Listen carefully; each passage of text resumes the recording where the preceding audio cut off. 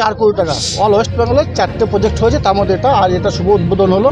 এখানে মৎস্য কোলেস্ট্রল, অর্থাৎ মৎস্যজীবীরা এখানে এসে যে মাছগুলো বিক্রি হবে না সেই মাছগুলোকে কোলেস্ট্রলের মধ্যে রাখতে পারবে, তারপর হিসেবে বিক্রি করতে পারবে। এবং এখানে একটা কোলেস্ট্রল রাখা হচ্ছে, মাছ এনে এখানে স্টক করাও যেতে পারে।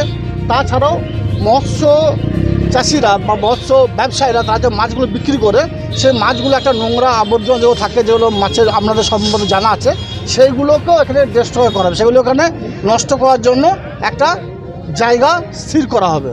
অর্থাৎ এখানে সব ধরনের পরিষেবা দেওয়া হবে। বীরভূমে কতগুলো এই ক্লাস্টার হচ্ছে? বীরভূমে 3টে হচ্ছে, একটা কীর্ণাহার, একটা সাঁইথিয়া, এই দুটো 3 কোটি টাকা করে, এবং একটা রামপুরহাটে সেখানে 4 কোটি টাকা পড়ছে। আপনি বলুন যে কীর্ণাহারে কতটা জায়গার উপর হচ্ছে এবং কি পরিকাঠামো থাকবে সেখানে, এখানে কিভাবে সুযোগ সুবিধা পাবে ব্যবসায়ীরা? এখানে যে দুটো জায়গা দেখতে পেলেন, এই জায়গা দুটোকে ভাঙা হবে, ভাঙার পর নতুন করে এরিয়াটাকে সাজানো হবে। এবং অবশ্যই কীর্ণাহারের সংলগ্ন এরিয়ার যারা মৎস্য ব্যবসায়ী আছে তারা অবশ্যই উপকৃত হবে। বিগত দিনে এই ধরনের পরিষেবা ছিল না।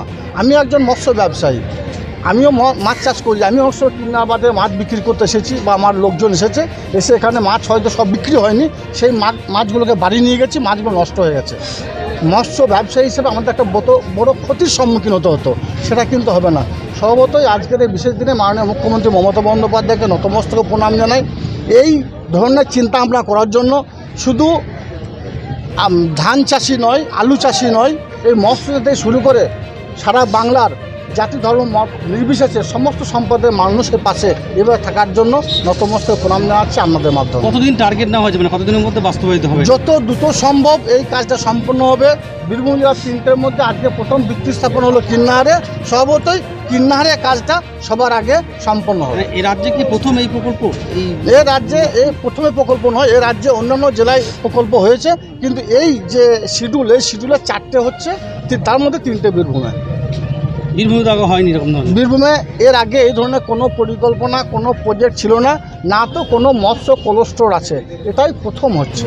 কতটা উপকৃত হবে মানুষজন যারা এরিয়ার যারা মৎস্যজীবী আছে তাদের স্বভাবতই উপকৃত হবে, সেটা দেখতে তার প্রমাণটা আমরা পেলাম। এই প্রবল রোদে দাবদাহকে উপেক্ষা করে এখানে কয়েক শত মৎস্যজীবী এসে এখানে বসেছিল এবং কি হচ্ছে সেটা দেখার জন্য। স্বভাবতই ওটা দেখে বোঝা যায় যে মৎস্যজীবীরা কতটা আনন্দিত, কতটা উৎসাহিত। কারা কারা ছিলেন আজকে?